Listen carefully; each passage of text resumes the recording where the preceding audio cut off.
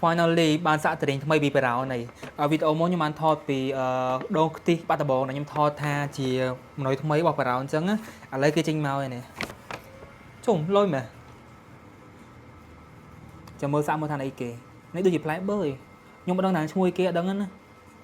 ចាំមើលសាក់តាមក្រោយទៀតហើយបាតេរីមួយទៀតហ្នឹងគឺនេះអូសាក់នេះមុនគេឃើញពណ៌ផ្លែកនេះពណ៌បៃតងនេះនេះដូចស្តៀងផ្លែបឺប៉ុន្តែខ្ញុំដឹងថាអីគេអត់ដឹងណាអូខាងលើនឹងកាហ្វេ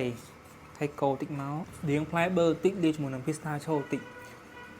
ទៅស្តៀងគ្នាប៉ុន្តែបាទមែនតើខ្ញុំអត់ដឹងគេចាំមើលសួរគាត់បញ្ជាក់បន្តមកទៀតសាក់នេះម្ដង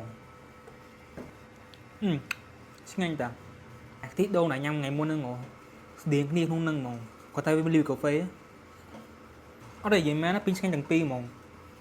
អាត្រេងពីរហ្នឹងគឺជា local price នៅប្រាំកាហ្វេដែលជាម្នុយថ្មីហ្មងអាពណ៌បៃតងហ្នឹងគឺជាផ្លែបឺអញ្ចឹងមកខ្ញុំបឺទៅវាប្រហែលប៉ុន្តែផ្លែបឺតាហើយឈ្មោះវិញគឺជាបាត់ដំបងបដូរចិត្តអាមួយនេះវិញគឺឈ្មោះពីដោបាត់ដំបងពេលដែលបឺទៅខាងក្រោមនេះវាដោយអាខ្ទិះដូងបាត់ដំបងដែលខ្ញុំញ៉ាំថ្ងៃមុនវាទៅដូចគ្នាអញ្ចឹងគាត់តែលីមកាហ្វេដែរកាហ្វេភ្នំពេញ